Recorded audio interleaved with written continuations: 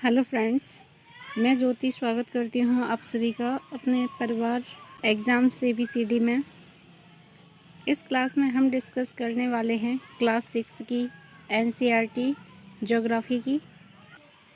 NCERT जो है वो सभी कॉम्पिटिटिव एग्ज़ाम्स के लिए बहुत ही इम्पॉर्टेंट है, फिर चाहे वो UPSC हो, PCS हो या अदर स्टेट लेवल एग्ज़ाम हो।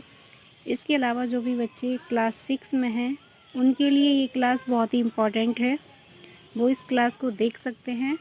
हम यहाँ पे डिटेल में डिस्कस करने वाले हैं सारे इम्पॉर्टेंट पॉइंट्स को चैप्टर वाइज।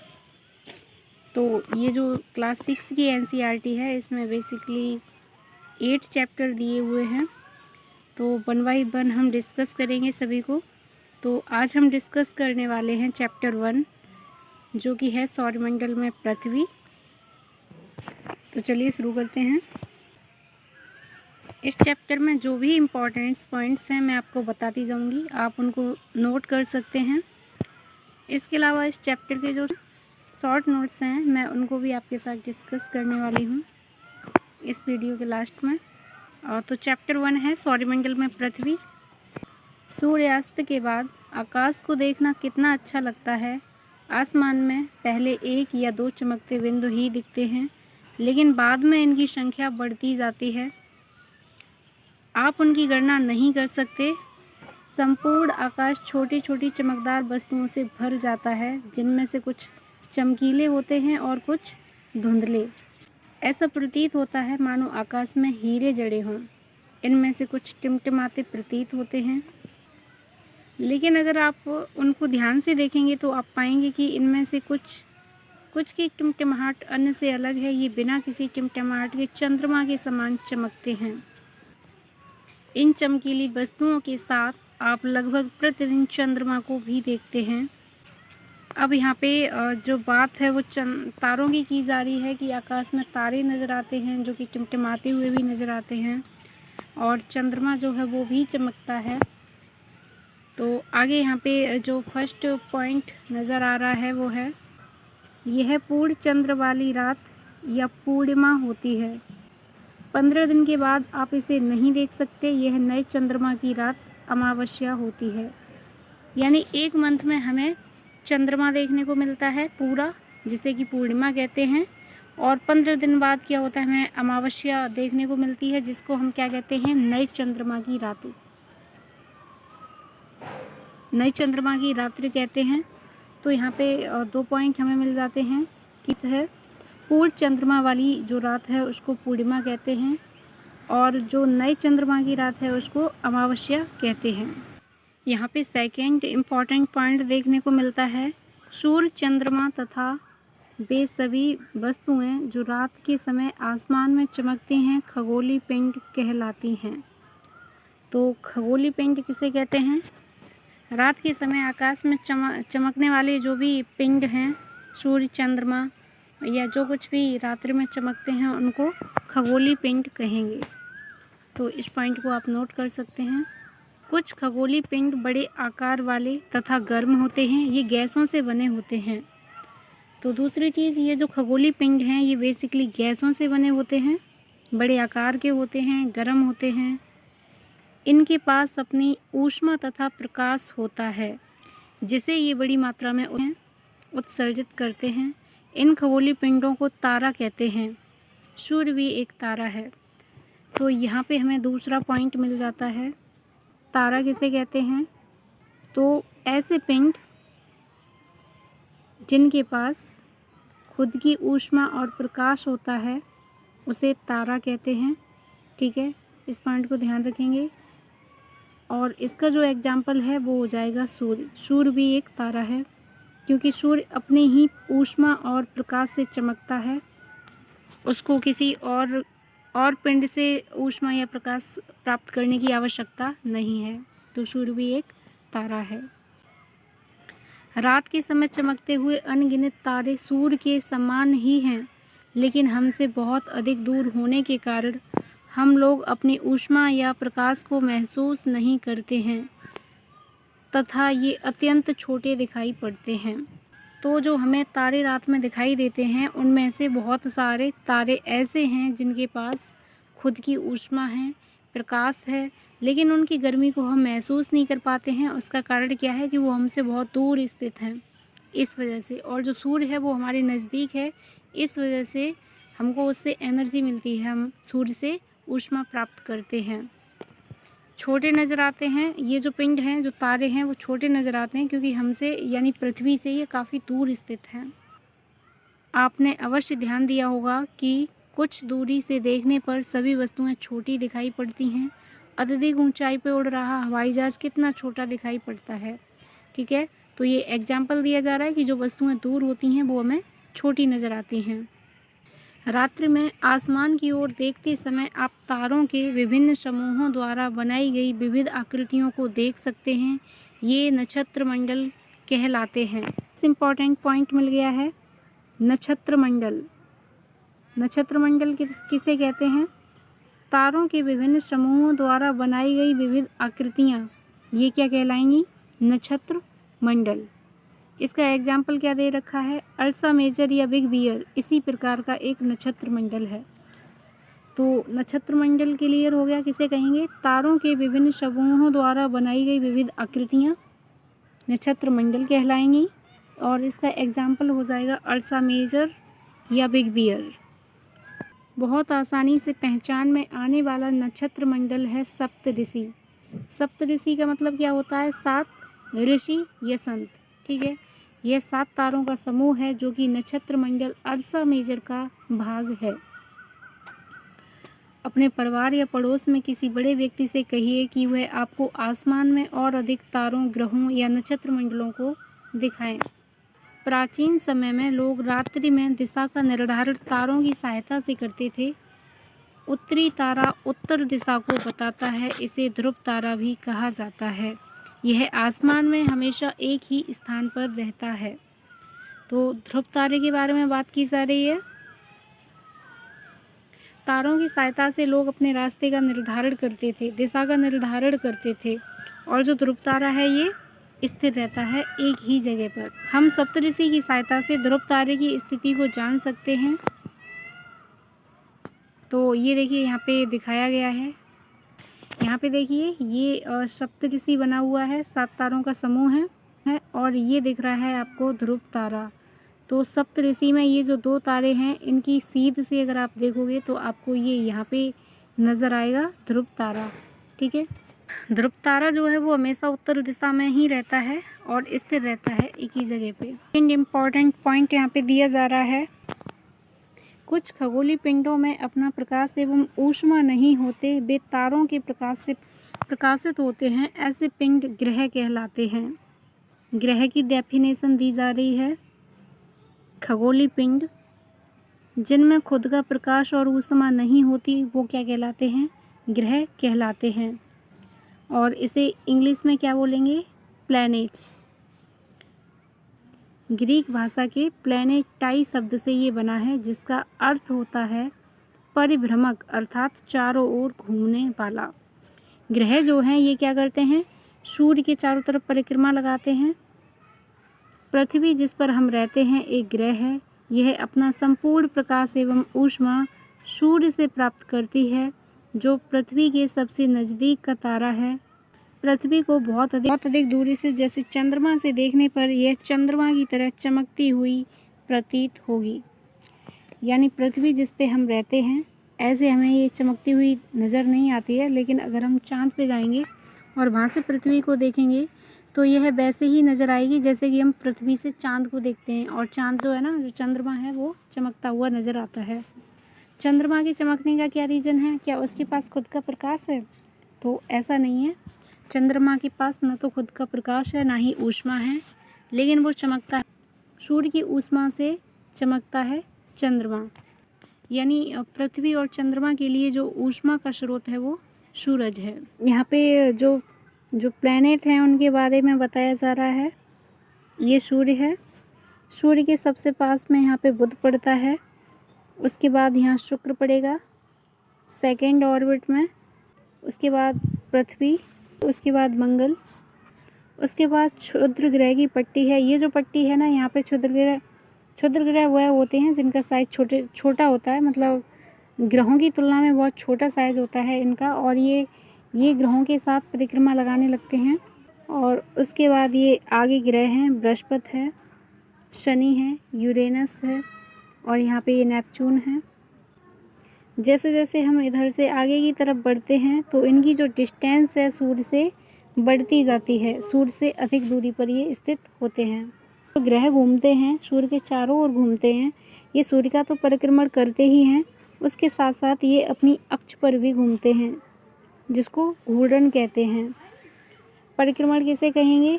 जब कोई ग्रह सूर्य के चारों तरफ घूमेगा उसे परिक्रमण कहेंगे, और जब कोई ग्रह अपनी धुरी पर घूमेगा उसको हम घूर्णन कहेंगे। ठीक है। 2 ग्रह तो ऐसे हो गए जिनका कोई उपग्रह नहीं है, जैसे कि बुध है या शुक्र है। बुध और शुक्र ये दोनों ऐसे ग्रह हैं जिनका कोई भी उपग्रह नहीं है। उपग्रह क्या होता है? ऐसे पिंड जो किसी ग्रह की परिक्रमा करते हैं उसको उपग्रह कहते हैं। और ग्रह कौन होते हैं? जो सूर्य की परिक्रमा करते हैं। ये 8 ग्रह हैं सौर परिवार में, जिसमें ये शुरू के जो 4 ग्रह हैं इनको आंतरिक ग्रह कहते हैं। और ये जो 4 ग्रह हैं, यहाँ के जो ग्रह हैं 4, इनको महाग्रह कहा जाता है। ये गैस और धूल के बने हुए हैं, जबकि जो आंतरिक ग्रह हैं ये चट्टानों के बने हुए हैं। मंगल और बृहस्पति जो है इसके बीच में ये क्षुद्र ग्रह की पट्टी पाई जाती है। तो जो बुध है उसका परिक्रमण काल है 88 दिन, यानी बुध ग्रह जो है इसको सूर्य के चारों तरफ घूमने में 88 दिन का समय लगता है। वहीं इसको अपनी अक्ष पर घूमने में 59 दिन का समय लगता है। अगर हम बात करें शुक्र की, तो सूर्य के चारों ओर इसका एक परिक्रमण काल जो है वो कितना है? 255 दिन का है, और अपने अक्ष पे जो घूर्णन है वो है 243 दिन का। पृथ्वी जो है इसका सूर्य के चारों ओर एक परिक्रमण जो है वो है 365 दिन का। वहीं अपने अक्ष पे इसका जो घूर्णन है वो है 1 दिन का, और इसका पृथ्वी का जो चंद्रमा है वो 1 है। मंगल ग्रह जो है इसका परिक्रमण काल दे रखा है 686। इतने दिन में ये परिक्रमा करता है सूर्य की। अपने अक्ष पे घूर्णन करता है ये 1 दिन में, और चंद्रमा है इसके 2। बृहस्पति जो है इसको समय लगता है सूर्य की परिक्रमा करने में 11 महीने, लगभग 12 साल मान लेते हैं। और अपने अक्ष पे ये घूमता है 9 घंटे 59 मिनट में, और जो चंद्रमा की संख्या है वो है 53। सूर्य के चारों ओर शनि का जो परिक्रमण काल है वो है 29 साल 5 महीने, और ये अपने अक्ष पे घूमता है 10 घंटे 40 मिनट में। चंद्रमा जो है इसके वो है 53। तो ये सारे जो ग्रह हैं उनमें सबसे ज़्यादा जो चंद्रमा है वो किसके हैं? शनि के। यूरेनस जो है इसको जो समय लगता है 84 साल लगते हैं, 84 ईयर्स लगते हैं इसको सूर्य की एक परिक्रमा करने में, और इसका जो घूर्णन है वो है 17 घंटे 14 मिनट। चंद्रमा की संख्या लगभग 27 चंद्रमा है इसके। उसके बाद ये जो आखिरी ग्रह है नेपच्यून, ये सूर्य के चारों ओर इसका परिक्रमण काल है 164 साल का, और अपने अक्ष पर इसका जो घूर्णन है वो है 16 घंटे 7 मिनट का, और चंद्रमा जो है वो है इसकी 13। आसमान में दिखने वाला चंद्रमा एक उपग्रह है। यह हमारी पृथ्वी का सहचर है तथा इसके चारों ओर चक्कर लगाता है। हमारी पृथ्वी के समान 7 अन्य ग्रह हैं जो सूर्य से प्रकाश एवं ऊष्मा प्राप्त करते हैं। उनमें से कुछ के पास अपने चंद्रमा भी हैं। ठीक है, तो चंद्रमा एक उपग्रह है, पृथ्वी का सहचर है, यानी जितने समय में पृथ्वी अपनी धुरी पर घूमती है उतने ही समय में जो चंद्रमा है वह भी अपनी धुरी पर घूमता है। क्या आप जानते हैं पौराणिक रोमन कहानियों में सौल सूर्य देवता को कहा जाता है। सौर शब्द का अर्थ क्या है? सूर्य से संबंधित, इसलिए सूर्य के परिवार को सौरमंडल कहा जाता है। सौर शब्द का उपयोग करते हुए और अधिक शब्दों को लिखें। ये आपके लिए है। सौरमंडल सूर्य, 8 ग्रह, उपग्रह तथा कुछ अन्य खगोलीय पिंड जैसे क्षुद्र ग्रह एवं उल्का पिंड मिलकर सौरमंडल का निर्माण करते हैं उसे हम सौर परिवार का नाम देते हैं, जिसका मुखिया सूर्य है। तो यहाँ पे सौरमंडल में कौन कौन शामिल है? सूर्य, 8 ग्रह, उपग्रह, कुछ अन्य खगोलीय पिंड जैसे कि क्षुद्र ग्रह और उल्का पिंड, ये सब मिलकर के सौरमंडल का निर्माण करते हैं। ठीक है, तो इस पॉइंट को नोट कीजिए और इसको क्या बोलेंगे? सौर परिवार बोलेंगे। मुखिया हो गया इसका सूर्य। ठीक है, सूर्य सौरमंडल के केंद्र में स्थित है। यह बहुत बड़ा है एवं अत्यधिक गर्म गैसों से बना है। इसका खिंचाव बल इससे सौरमंडल को बांधे रखता है।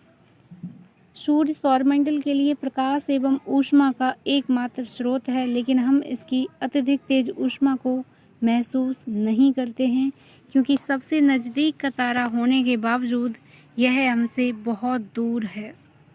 सूर्य पृथ्वी से लगभग 15 करोड़ किलोमीटर दूर है।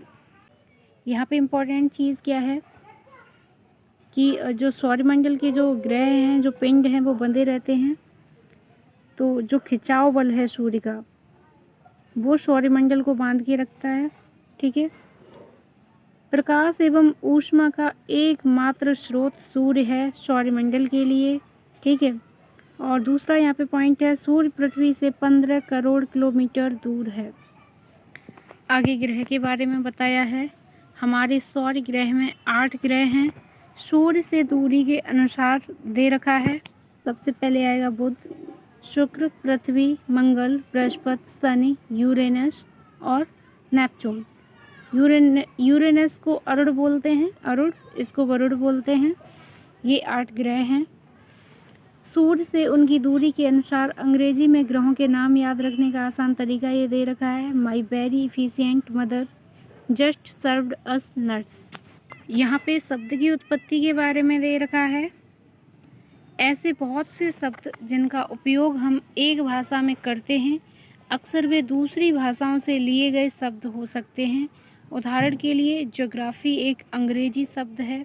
यह ग्रीक भाषा से लिया गया शब्द है, जिसका अर्थ है पृथ्वी का विवरण। तो ज्योग्राफी शब्द जो है वो कहाँ से लिया गया है? ग्रीक भाषा से लिया गया है, और इसका अर्थ क्या है? पृथ्वी का विवरण।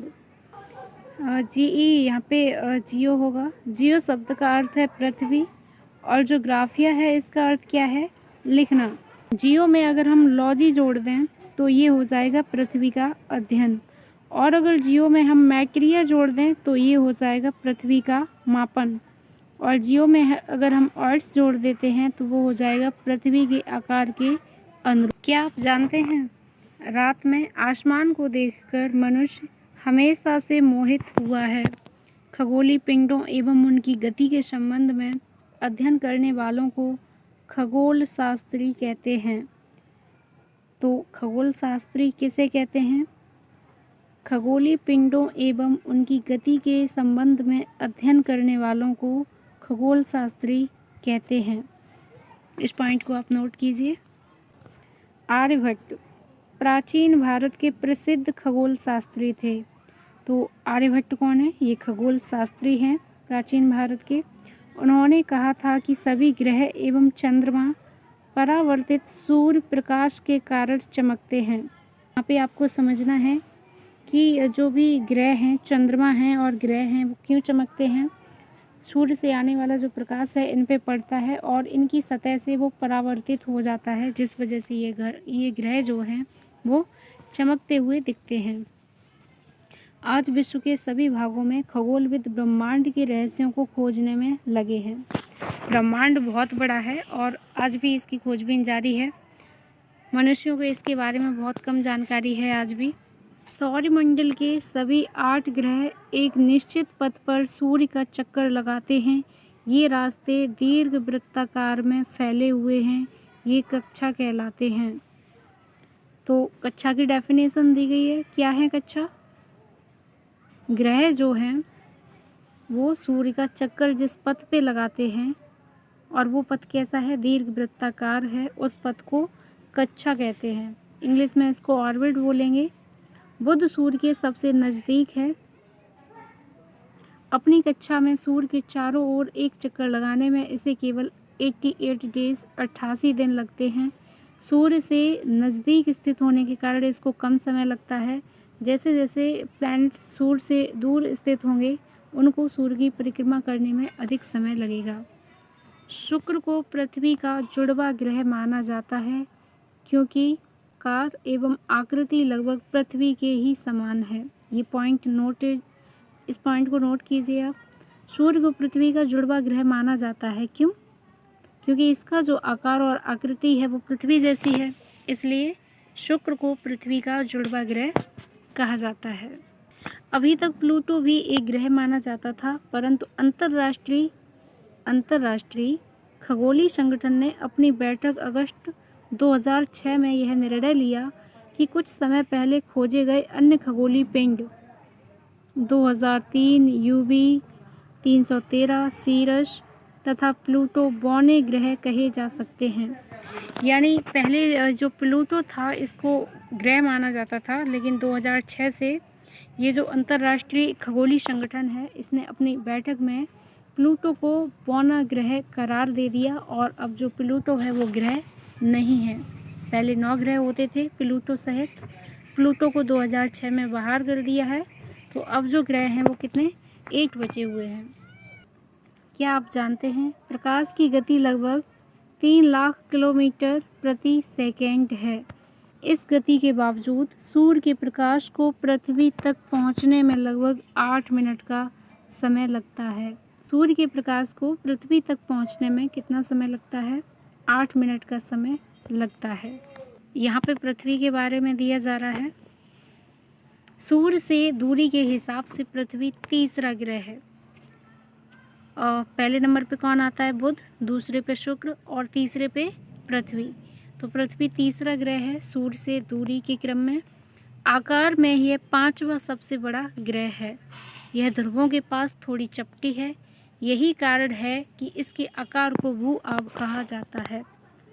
पृथ्वी के आकार को क्या कहा जाएगा? भू-आव। भू-आव का अर्थ क्या होता है? पृथ्वी के समान आकार। ध्रुवों पे चपटी है, यानी पृथ्वी जो है ये कुछ इस तरह से है। पृथ्वी का आकार कुछ ऐसा है। जीवन के लिए अनुकूल परिस्थितियां संभवतः केवल पृथ्वी पर ही पाई जाती हैं। पृथ्वी ना तो अधिक गर्म है न ही अधिक ठंडी है। यहाँ पानी एवं वायु उपस्थित है जो हमारे जीवन के लिए आवश्यक है। वायु में जीवन के लिए आवश्यक गैसें जैसे ऑक्सीजन मौजूद है। इन्हीं कारणों से पृथ्वी सौरमंडल का सबसे अद्भुत ग्रह है। पृथ्वी जो है उसको सौरमंडल का सबसे अद्भुत ग्रह कहा जाता है क्योंकि उस पर जीवन के लिए सभी आवश्यक सुविधाएं मौजूद हैं जो किसी अन्य ग्रह पर मौजूद नहीं हैं। इसीलिए पृथ्वी सौरमंडल का अद्भुत ग्रह है। अंतरिक्ष से देखने पर पृथ्वी नीले रंग की दिखाई पड़ती है क्योंकि इसके 2/3 सतह पानी से ढकी हुई है, इसलिए इसे नीला ग्रह कहा जाता है। पृथ्वी पर पानी की अधिकता है। इसके 2/3 भाग पर पानी है, इसलिए यह नीला दिखाई देता है। और अंतरिक्ष से देखने पर पृथ्वी जो है वो नीले रंग की दिखाई पड़ती है। रोचक तथ्य में दे रखा है, नील आर्मस्ट्रॉन्ग पहले व्यक्ति थे जिन्होंने 20 जुलाई 1969 को सबसे पहले चंद्रमा की सतह पर कदम रखा। मालूम करो कि क्या कोई भारतीय चंद्रमा पर गया है। ये आपके लिए एक्टिविटी है। बाकी पॉइंट यहाँ पे याद रखना है। चंद्रमा की सतह पर कदम रखने वाला पहला व्यक्ति कौन है? नील आर्मस्ट्रॉन्ग हैं। कब गए हैं? 20 जुलाई 1969 को। ये क्वेश्चन एग्ज़ाम में भी कई बार पूछा गया है। अब बात करते हैं हम चंद्रमा की। तो हमारी पृथ्वी के पास केवल एक उपग्रह है, चंद्रमा। एक ही उपग्रह है हमारी पृथ्वी का। इसका व्यास पृथ्वी के व्यास का केवल 1/4 है। व्यास समझते हो ना?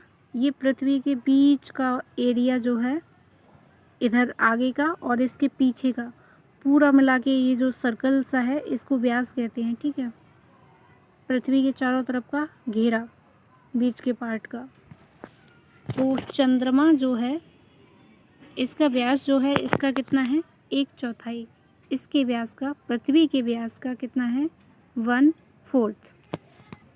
यह इतना बड़ा इसलिए प्रतीत होता है क्योंकि यह हमारे ग्रह से अन्य खगोलीय पिंडों की अपेक्षा नज़दीक है। चंद्रमा इतना बड़ा लगता है क्यों? क्योंकि ये हमारी पृथ्वी के पास है। यह हमसे लगभग 3,84,400 किलोमीटर दूर है। अब आप पृथ्वी से सूर्य एवं चंद्रमा की दूरियों की तुलना कर सकते हैं। चंद्रमा कितनी दूर है पृथ्वी से? 3,84,400 किलोमीटर दूर है। सूर्य कितनी दूर था पृथ्वी से? 15 करोड़ किलोमीटर दूर था। यहाँ पे बॉक्स में दिया जा रहा है उपग्रह एक खगोलीय पिंड है जो ग्रहों के चारों ओर उसी प्रकार चक्कर लगाता है जिस प्रकार ग्रह सूर्य के चारों ओर चक्कर लगाते हैं। तो यहाँ पे ये बताया जा रहा है कि जो उपग्रह होते हैं, जिस तरह से ग्रह जो होते हैं वो सूर्य के चारों तरफ चक्कर लगाते हैं, उसी प्रकार जो उपग्रह होते हैं वो ग्रह के चारों ओर चक्कर लगाते हैं। पृथ्वी जो है वो सूर्य के चारों ओर परिक्रमा करती है, यानी पृथ्वी जो है वो ग्रह है, और वहीं जो चंद्रमा है वो पृथ्वी की परिक्रमा करता है। तो इसलिए चंद्रमा क्या है? उपग्रह है पृथ्वी का। आगे दिया है मानव निर्मित उपग्रह एक कृत्रिम पिंड है। यह वैज्ञानिकों के द्वारा बनाया गया है जिसका उपयोग ब्रह्मांड के बारे में जानकारी प्राप्त करने एवं पृथ्वी पर संचार माध्यम के लिए किया जाता है। इसे रॉकेट के द्वारा अंतरिक्ष में भेजा जाता है, पृथ्वी की कक्षा में स्थापित कर दिया जाता है। तो कुछ भारतीय उपग्रह हैं जिनको अंतरिक्ष में स्थापित किया गया है। इनसेक्ट, IRS, एडुसैट, ये कुछ उपग्रह हैं जो संचार के लिए वैज्ञानिकों के द्वारा बनाए जाते हैं, जिनके द्वारा पृथ्वी पे संचार किया जा सके। तो यहाँ पे उपग्रह के बारे में क्लियर हो गया है कि उपग्रह एक तो कृत्रिम होते हैं जो प्राकृतिक रूप से उपस्थित हैं, दूसरे मानव निर्मित होते हैं जिनका निर्माण मानव करता है। यहाँ चित्र में उपग्रह का प्रक्षेपण दिखाया जा रहा है। रॉकेट का यहाँ पृथ्वी से प्रक्षेपण किया जा रहा है। मैप में यहाँ पे दिख रहा है रॉकेट का प्रक्षेपण, रॉकेट का पृथ्वी पे गिरना। जब रॉकेट किसी उपग्रह को छोड़ता है तो ऊपर जाने के बाद रॉकेट जो है ये यहाँ से इसका मार्ग इधर हो जाता है और ये यहाँ पे गिर जाता है नीचे, और उपग्रह जो है ये पहुँच जाता है पृथ्वी की कक्षा में, यानी माना ये पृथ्वी है और ये इसकी चारों तरफ परिक्रमा लगाने लगता है। आगे चंद्रमा के बारे में दिया जा रहा है। चंद्रमा पृथ्वी का एक चक्कर लगभग 27 दिन में पूरा करता है। लगभग इतने ही समय में यह अपने अक्ष पर एक चक्कर भी पूरा करता है, जिसके परिणाम स्वरूप पृथ्वी से हमें चंद्रमा का केवल एक ही भाग दिखाई पड़ता है। चंद्रमा का जो दूसरा भाग है वो हमें कभी नज़र नहीं आता है, क्योंकि जितने टाइम में ये अपनी अक्ष पे घूमता है उतने ही टाइम में ये पृथ्वी की परिक्रमा करता है। चंद्रमा की परिस्थितियाँ जीवन के लिए अनुकूल नहीं हैं। इसकी सतह पर पर्वत, मैदान एवं गड्ढे हैं जो चंद्रमा की सतह पर छाया बनाते हैं। पूर्णिमा के दिन चंद्रमा पर इनकी छाया को देखा जा सकता है।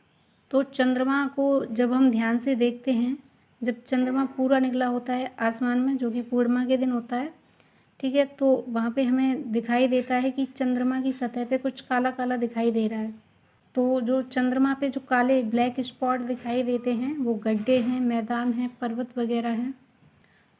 क्षुद्र ग्रह तारों, ग्रहों एवं उपग्रहों के अतिरिक्त असंख्य छोटे पिंड भी सूर्य के चारों ओर चक्कर लगाते हैं। इन पिंडों को क्षुद्र ग्रह कहते हैं। ये जो तारे, ग्रह और उपग्रह हैं, इनके अलावा जो छोटे छोटे पिंड होते हैं ये सूर्य के चारों ओर चक्कर लगाते हैं। तो ये जो छोटे पिंड होते हैं इनको क्षुद्र ग्रह कहा जाता है। ये मंगल एवं बृहस्पति की कक्षाओं के बीच में पाए जाते हैं। वैज्ञानिकों के अनुसार क्षुद्र ग्रह ग्रह के ही भाग होते हैं जो कि बहुत वर्ष पहले विस्फोट के बाद ग्रहों से टूटकर अलग हो गए।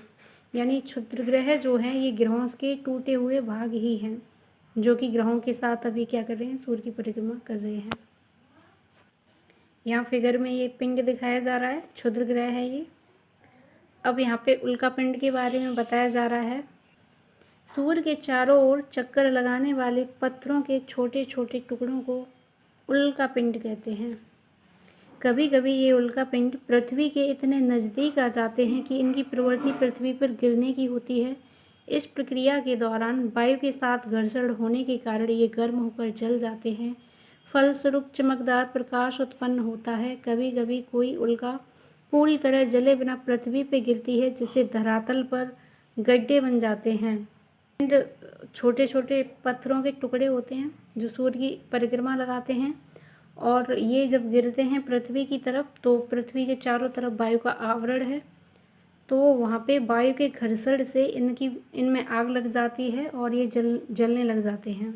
और कभी कभी जब उल्कापिंड जलते नहीं हैं तो क्या होता है, वो पृथ्वी पे गिर जाते हैं, जिससे पृथ्वी के धरातल पे गड्ढे भी बन जाते हैं। जैसे कि महाराष्ट्र में जो लोनार झील है, माना जाता है कि वह भी उल्कापिंड की वजह से बनी है। क्या आपने तारों वाले खुले आकाश में एक ओर से दूसरी ओर तक फैली चौड़ी सफ़ेद पट्टी की तरफ एक चमकदार रास्ते को देखा है? यह लाखों तारों का समूह है। यह पट्टी आकाशगंगा मिल्की वे है। आकाशगंगा क्या है?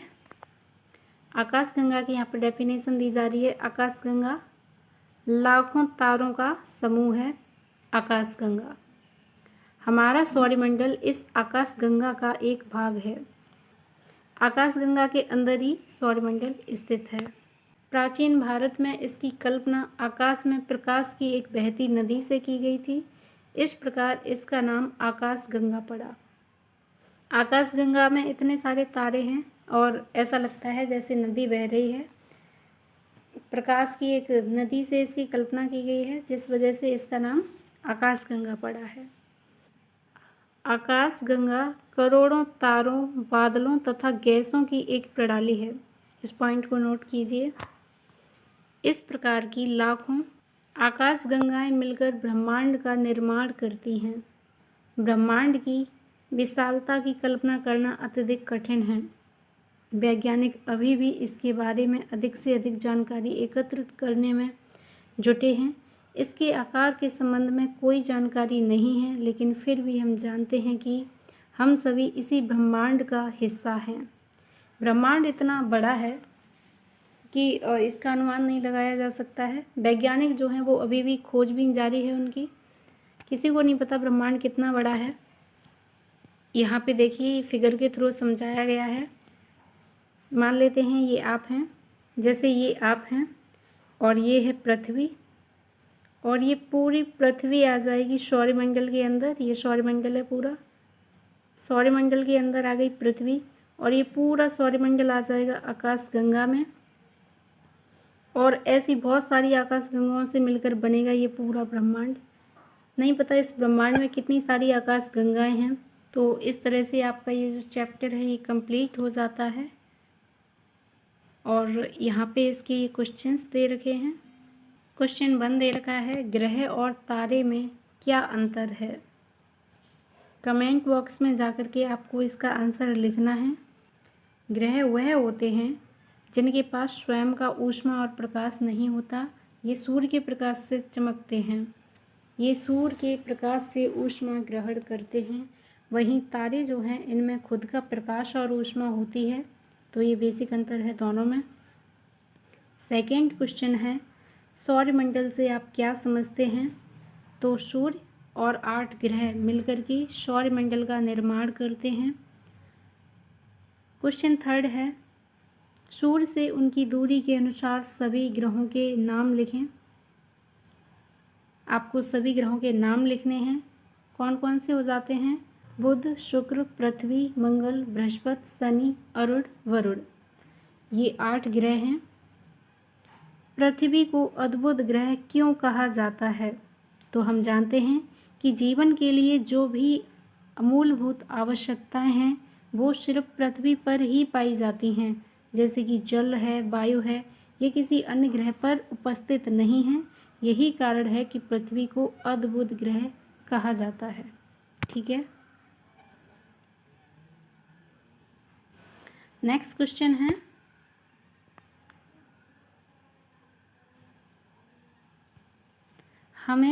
हम हमेशा चंद्रमा के एक ही भाग को क्यों देख पाते हैं? तो उसका रीज़न क्या है कि ये जितने समय में पृथ्वी की परिक्रमा करता है, लगभग उतने ही समय में ये अपनी धुरी पे घूमता है। यही कारण है कि हम इसके एक ही भाग को देख पाते हैं। ब्रह्मांड क्या है? लाखों आकाश गंगाओं के समूह को ब्रह्मांड कहते हैं। ब्रह्मांड बहुत बड़ा है जिसमें बहुत सारी आकाश गंगाएं हैं। ऑब्जेक्टिव क्वेश्चन है, किस ग्रह को पृथ्वी का जुड़वा ग्रह कहा जाता है?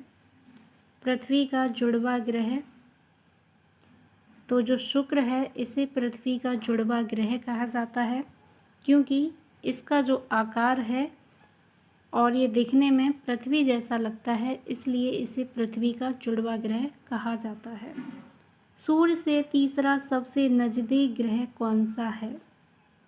तो सूर्य से नज़दीक तीसरा ग्रह पूछा जा रहा है, तो बुध नंबर 1 पे आता है, शुक्र नंबर 2 पे आता है, और जो तीसरा ग्रह है वो है पृथ्वी। यानी सूर्य से तीसरा सबसे नज़दीक ग्रह जो है वो हो जाएगा पृथ्वी। सभी ग्रह सूर्य के चारों ओर किस प्रकार के पथ पर चक्कर लगाते हैं? तो यहाँ पे ऑप्शन दे रखे हैं, वृत्तीय पथ पर, आयताकार पथ पर, दीर्घवृत्ताकार पथ पर। तो इसका जो सही आंसर है वो क्या होगा? दीर्घवृत्ताकार पथ पर ये चक्कर लगाते हैं। ध्रुव तारे से किस दिशा का ज्ञान होता है? कमेंट कीजिए।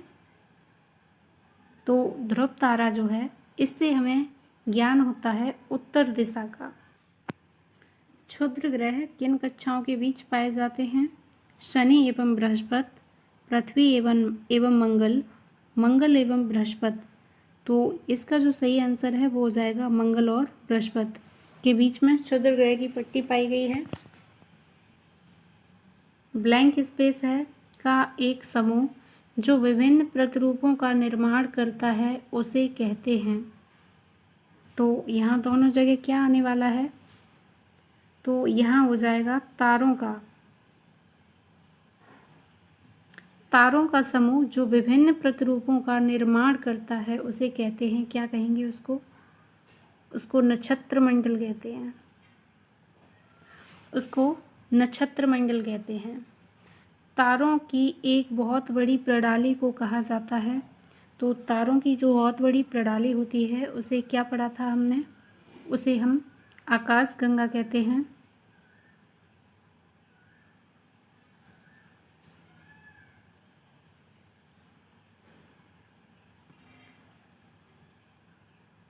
उसको आकाश गंगा कहा जाता है। पृथ्वी के सबसे करीब है, तो पृथ्वी के सबसे करीब कौन है?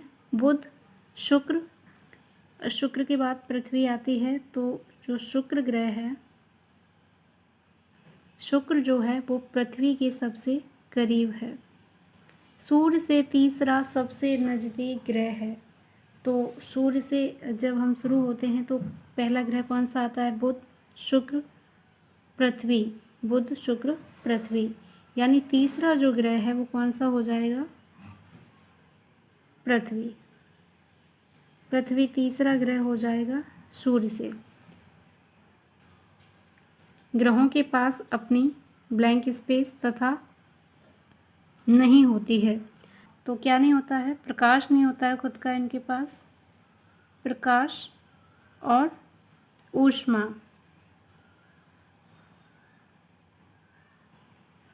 तो जो ग्रह हैं इनके पास ना तो खुद का प्रकाश होता है और ना ही ऊष्मा होती है। तो यहाँ पे ये जो चैप्टर 1 है इसके क्वेश्चन आंसर पूरा कंप्लीट हो चुका है ये चैप्टर। अब इसके जो इम्पोर्टेंट पॉइंट हैं उनको मैं शॉर्ट में डिस्कस करने वाली हूँ। तो ये चैप्टर 1 के शॉर्ट नोट्स हैं। सौरमंडल में पृथ्वी ये चैप्टर था। तो पूर्ण चंद्रमा वाली रात पूर्णिमा, 15 दिन बाद नए चंद्रमा की रात जो होती है उसे क्या कहते हैं?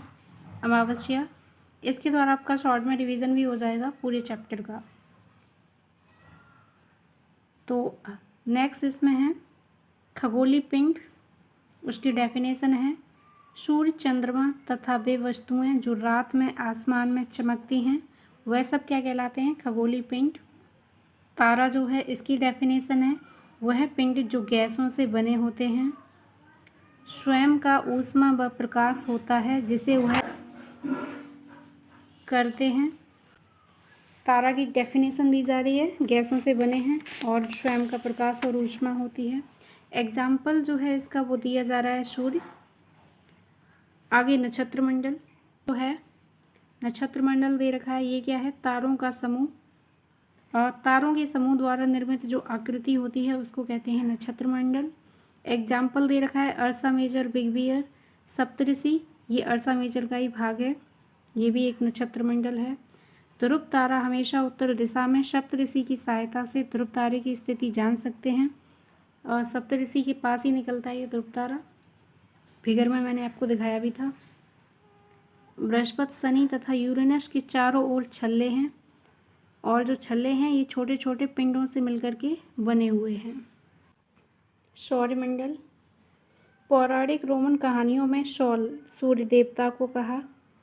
आर्यभट्ट भारत के खगोल शास्त्री थे, उन्होंने बताया ग्रह तथा उपग्रह सूर्य के प्रकाश के कारण चमकते हैं। सौरमंडल, सौरमंडल की डेफिनेशन है सूर्य, 8 ग्रह, उपग्रह और अन्य खगोलीय पिंड जो हैं जैसे कि क्षुद्र ग्रह, उल्का पिंड आदि, इनसे मिलकर के सौरमंडल बना हुआ है। अंतर्राष्ट्रीय खगोलीय संगठन ने अपनी बैठक जो कि 2006 में हुई है, इसमें निर्णय लिया कि खगोलीय पिंड 2003 यूवी 313 सिरस, प्लूटो इनको बौना ग्रह करार दे दिया। सूर्य से पृथ्वी की दूरी कितनी है? 15 करोड़ किलोमीटर। चंद्रमा, इसका व्यास पृथ्वी के व्यास का 1/4 है। चंद्रमा की पृथ्वी से दूरी कितनी है? 3,84,400 किलोमीटर। पहला कदम नील आर्मस्ट्रॉन्ग द्वारा रखा गया है 22 जुलाई 1969 को। चंद्रमा घूर्णन तथा पृथ्वी की परिक्रमा 27 दिन में करता है, इसलिए पृथ्वी से इसका एक ही भाग दिखता है। प्रकाश की गति कितनी दे रखी है? 3 × 10⁸ मीटर पर सेकेंड और पृथ्वी तक पहुंचने में इसको 8 मिनट का समय लगता है। अंतरिक्ष में भारतीय उपग्रह कौन कौन से हैं? इनसैट है, IRS है, एडुसैट है। एडुसैट जो है ये एजुकेशन का सैटेलाइट है। क्षुद्र ग्रह, मंगल व बृहस्पति की कक्षाओं के बीच में पाए जाते हैं छोटे पिंड सूर्य का चक्कर लगाते हैं। तो जो छोटे छोटे पिंड हैं वो सूर्य का चक्कर लगाते हैं, उनको क्षुद्र ग्रह कहते हैं और ये मंगल और बृहस्पति की कक्षाओं के बीच में पाए जाते हैं। उल्का पिंड, सूर्य का चक्कर लगाने वाले पिंड जो पृथ्वी की ओर आने पर वायु के घर्षण से जल जाते हैं, जिससे चमकदार प्रकाश उत्पन्न होता है, इनको बोलेंगे उल्का पिंड। आकाशगंगा या जिसको मिल्की वे कहा जाता है, करोड़ों तारों, बादलों, गैसों की ये प्रणाली है। लाखों आकाशगंगाओं से मिलकर के ब्रह्मांड का निर्माण हुआ है। ठीक है, नेक्स्ट पॉइंट है बृहस्पति, शनि व यूरेनस के चारों ओर छल्ले पाए जाते हैं और ये जो छल्ले हैं ये छोटे पिंडों से निर्मित हैं। जियोग्राफिया, जियोग्राफिया जो वर्ड है ये ग्रीक भाषा का शब्द है। जियो का मतलब होता है पृथ्वी और ग्राफिया जो है इसका मतलब यहाँ पे क्या है? लिखना। तो जियो में लॉजी जोड़ेंगे तो ये पृथ्वी का अध्ययन, जियो में मैटरी जोड़ने पे ये बन जाएगा पृथ्वी का मापन और जियो में ऑर्ड जोड़ने पर ये हो जाएगा पृथ्वी के आकार के अनुरूप। सूर्य से जब हम आगे की तरफ बढ़ेंगे तो बुध, शुक्र, पृथ्वी, मंगल ये 4 ग्रह जो हैं इनको आंतरिक ग्रह कहा जाता है और ये चट्टानों से निर्मित हैं। बुध जो है सूर्य के चारों ओर इसका परिक्रमण कितना है? 88 दिन। अपने अक्ष पे इसका घूर्णन जो है ये कितना है? 59 दिन। शुक्र की हम बात करते हैं तो शुक्र जो है ये परिक्रमण करेगा 255 दिन में और इसका घूर्णन जो है वो है 243 दिन। पृथ्वी का इसको जुड़वा ग्रह कहा जाता है और ये पृथ्वी का नज़दीकी ग्रह भी है। इसकी गति जो है वो सारे ग्रहों में सबसे धीमी है। परिक्रमण काल और इसका जो घूर्णन काल है वो लगभग बराबर है। पृथ्वी की बात करें तो इसका जो परिक्रमण है यानी सूर्य की चारों तरफ जो परिक्रमा है वो ये करेगी 365 दिन में। वहीं इसका जो घूर्णन है यानी अपनी अक्ष पर जो इसका घूमना है वो होगा 1 दिन में। आकार में ये 5वें नंबर की है और ध्रुवों पे चपटी है, जिस वजह से इसका जो आकार है उसको भू आव कहा जाता है। चंद्रमा की संख्या 1 है, पृथ्वी का सहचर है। अभी जितने समय में पृथ्वी अपनी धुरी पे घूमती है, लगभग उतने समय में ही चंद्रमा भी अपनी धुरी पे घूमता है। और मंगल जो है, इसका जो परिक्रमण काल है 687 दिन है। इसका घूर्णन जो है वो 1 दिन है और इसके चंद्रमा 2 हैं। तो ये आंतरिक ग्रह हैं, इनके बारे में ये सारी जानकारी है। अब यहाँ पे जो लास्ट के 4 ग्रह हैं उनके बारे में दे रखा है। इनको बाहरी ग्रह कहा जाता है। आकार में ये बड़े हैं काफ़ी, तरल पदार्थों और गैसों से ये बने हुए हैं। तो बृहस्पति है, इसका जो परिक्रमण काल है वो है 11 साल 11 महीने। इसका घूर्णन काल जो है वो है 9 घंटे 59 मिनट और 9 घंटे 56 मिनट। सबसे तेज़ घूर्णन है इसका। सारे ग्रहों में सबसे तेज़ जो घूर्णन गति है वो किसकी है? बृहस्पति की। शनि जो है, इसका जो परिक्रमण काल है वो है 29 साल 5 महीने और जो घूर्णन काल है इसका वो है 10 घंटे 40 मिनट। और चंद्रमा 30 से अधिक है, यानी सबसे ज़्यादा जो चंद्रमा हैं वो किसके हैं? शनि के। यूरेनस, इसका जो परिक्रमण काल है वो है 14, घूर्णन इसका जो है वो है 17 घंटे 14 मिनट और चंद्रमा लगभग इसके 17 हैं। और नेपच्यून जो यानी सबसे आखिरी ग्रह जो है, इसको जो समय लगेगा 164 साल। अपनी अक्ष पे ये घूमेगा 16 घंटे 7 मिनट में और चंद्रमा है इसके 8। तो ये ग्रहों से रिलेटेड सारी इन्फॉर्मेशन है जो NCERT में गिवन है। सारे ग्रहों का ये सीरियल है। जब सूर्य से हम चलेंगे, आगे की तरफ बढ़ेंगे, तो ये ग्रहों का क्रम है। बुध आएगा पहले, बुध, शुक्र, पृथ्वी, मंगल, बृहस्पति, शनि, वरुण, जिसे हम यूरेनस और नेपच्यून कहते हैं। तो क्लास 6 के फर्स्ट चैप्टर में दी हुई जितनी भी इन्फॉर्मेशन है वो इन 2 पेज में सारी समाहित है और इसके बियॉन्ड कोई भी पॉइंट ऐसा बचता नहीं है उस चैप्टर में। अगर आप इनको पढ़ लेते हैं तो भी आपका अच्छे से फर्स्ट चैप्टर जो है वो कवर हो जाता है।